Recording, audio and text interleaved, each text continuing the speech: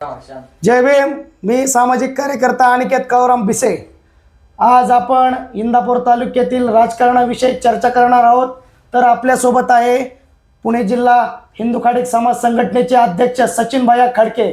भायासाहेब नमस्कार. नमस्कार. नमस्कार. नमस्कार. तर आता महाराष्ट्रामध्ये स्थानिक स्वराज्य संस्थेच्या निवडणुका जाहीर झाल्या आणि त्यामध्ये हा आपला पुणे जिल्ह्यातील इंदापूर तालुका आणि इंदापूर तालुक्यातील प्रसिद्ध गाव म्हणजे भिगवण आणि या भिगवण शेटपळे गटामध्ये पूर्ण तालुक्याचं लक्ष असतं. आणि मी तुम्हाला विचारतोय की या शेटपळ गटामध्ये महाराष्ट्र राज्याचे कृषी मंत्री दत्तात्रय मामा भरणे हा कोणता उमेदवार देतील? या ठिकाणी महाराष्ट्र राज्याचे कृषी मंत्री माननीय दत्तात्रय मामा भरणे यांचं महाराष्ट्र राज्याचं कृषी मंत्रीपद मामांना आहे. मामांना इंदापूर तालुक्याची भरपूर माहिती आहे.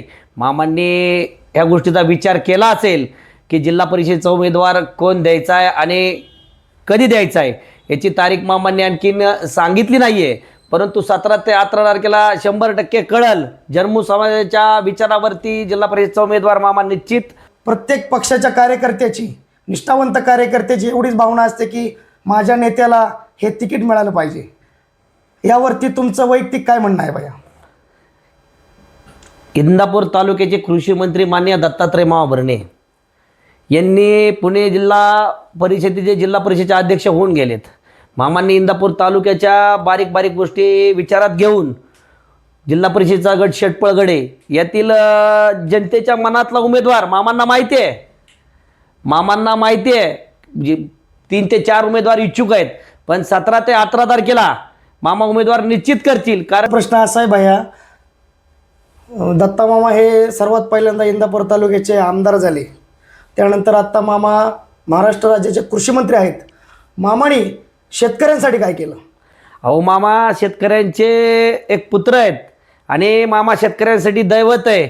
आज आडे अडचणीच्या पूरग्रस्तांच्या काळात मामांनी स्वतः आजारी असताना कुठल्याही गोष्टीची व्यथा न करता शेतकऱ्यासाठी रात्रंदिवस एक केले असे मामांचं मत आहे. मामांनी शेतकऱ्यासाठी खूप काय केले आणि मामा खूप काय करणार.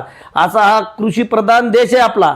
त्यातले आमचे मामा, आम्हाला विश्वास आहे की शेतकऱ्यांसाठी जो कृषी मंत्री पदाचा दावेदार मामा आहेत हे योग्य आहे.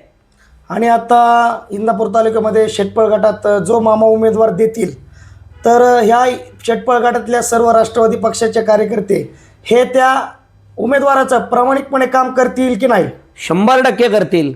कारण आमचा करता होता मामाच आहे. मामा जो उमेदवार देतील आम्ही त्याचं 100% प्रामाणिकपणे काम करणार. आणि आता जिल्हा परिषद, पंचायत समिती असेल, जिल्हा परिषद असेल, ह्या जिल्हा परिषद व पंचायत समितीमधून ह्या तालुक्याला, ह्या जिल्ह्याला कशा पद्धतीने विकास झाला आहे?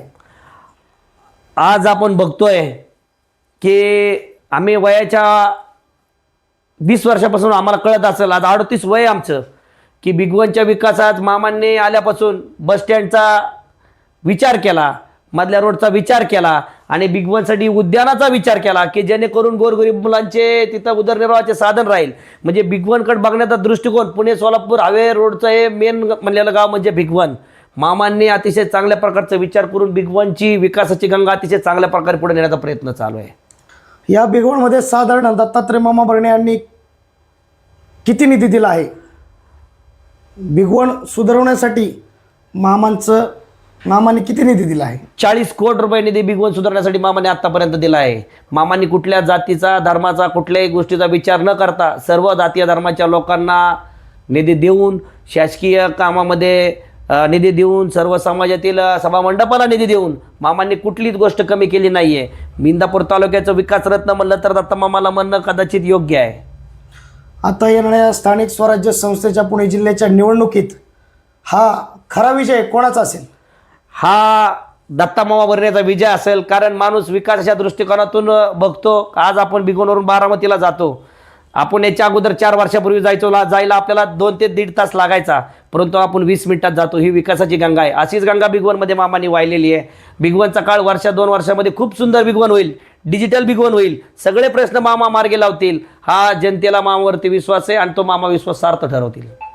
तर आपण सर्वांनी पाहिलं की आमची राजकारणाची चर्चा तर यानंतर आपण पुढील व्हिडिओ लवकरच घेऊन येत आहोत. जय भीम. जय भीम. नमस्कार.